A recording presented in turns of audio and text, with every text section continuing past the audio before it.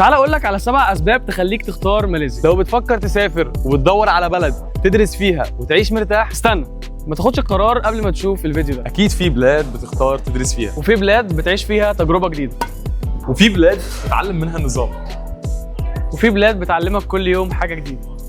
وماليزيا فيها كل ده. علشان كده هقول لك على 7 اسباب تخليك تختار ماليزيا. اول سبب التعليم. ماليزيا مش بس فيها جامعات كويسه، دي فيها جامعات بريطانيه بنفس اسمها وتخصصاتها موجوده هنا فعليا، زي نوتنغهام وهاريوت وات. بتدرس نفس المناهج بنفس الاعتماد وبتاخد شهاده من الجامعه الام. وكمان في جامعات في ماليزيا بتشتغل بشراكات دوليه مع جامعات في بريطانيا واستراليا. يعني الجوده مش بس مضمونه، دي كمان متنوعه. واكتر حاجه هتفاجئك التكاليف. وده السبب الثاني واللي هو التكلفه. الدراسه والمعيشه ارخص من اوروبا بفرق كبير، بس الجوده زيهم بالظبط واوقات احسن. من اول السكن للاكل والمواصلات كل حاجه محسوبه بعقل، وده يخليك تركز في مستقبلك من غير اي قلق. كل حاجه هنا ماشيه بسهوله. عارف ليه؟ وهنا بقى نيجي للسبب الثالث اللي هو اللغه. الانجليزي مش بس لغه دراسه، دي لغه الشارع والسوق وحتى المصالح الحكوميه. من اول ما تنزل المطار تقدر تتعامل بكل سهوله. ونيجي بقى للسبب الرابع، وهو ان ماليزيا خليط ثقافي فريد، لانها فيها 3 اعراق وبتتقبل اي ثقافات اخرى. يعني هتتعامل مع ناس من كل الجنسيات وتندمج معاهم بكل سهوله، واللي بيخلي كل ده مريح ان البلد امان. وهو ده السبب الخامس،